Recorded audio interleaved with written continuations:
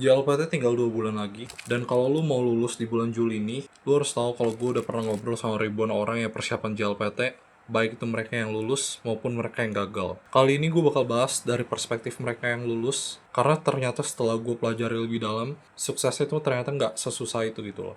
Pertama, lu harus tahu apa yang kemarin gue udah sempet bahas, yaitu kayak apa yang bisa bikin lu gagal gitu. Jadi kan kemarin lu udah belajar kalau misalnya apa yang bisa bikin lu gagal itu kayak lu ngelakuin hal yang sama berulang kali dan lu berekspektasi kalau lu bisa dapetin hasil yang berbeda. Yaitu misalnya mungkin dapetin sertifikat ini.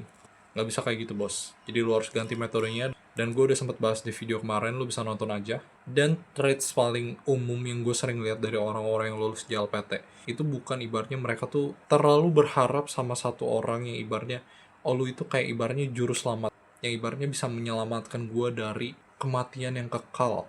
Ini tuh konteksnya ketika mereka entah belajar lewat kursus, entah mereka lewat buku, entah mereka lewat otodidak apapun, itu sama gitu.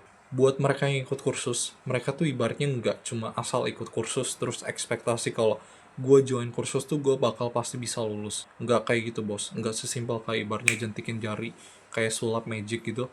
Kayak ibaratnya Yesus ngerubah air jadi anggur. Bukan kayak gitu. Tapi ibaratnya kita harus mengerjakan keselamatan itu.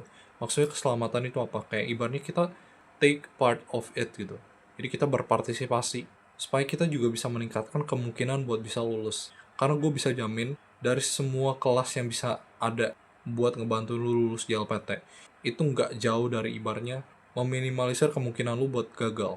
Jadi kan kemungkinan lu buat gagal tuh udah dipersempit gitu. Nah sekarang tuh lu harus berpartisipasi, lu harus kayak take accountability, bertanggung jawab supaya lu bisa ibaratnya meningkatkan kemungkinan lulus.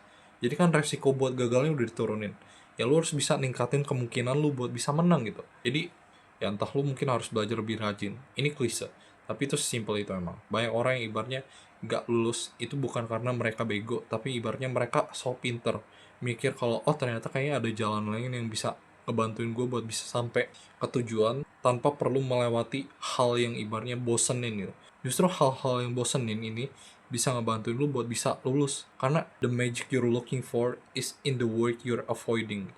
Jadi kalau misalnya lu masih kayak malas-malasan mungkin dokai, malas-malasan listening, malas-malasan latihan soal, itu adalah kunci supaya lu bisa lulus gitu. Tapi lu malah ngehindarin itu, mikir kayak, oh kayaknya gue tinggal join kelas aja, maka gue bisa lulus. Gak sesimpel itu, bos. Lu yang ada malah ditampar sama orang Jepang nanti. Jadi, please, lu bisa praktekin ini langsung, dan gue harap ini bisa ngebantuin lu supaya lu bisa lulus di bulan Juli nanti. Ataupun di bulan Desember ya.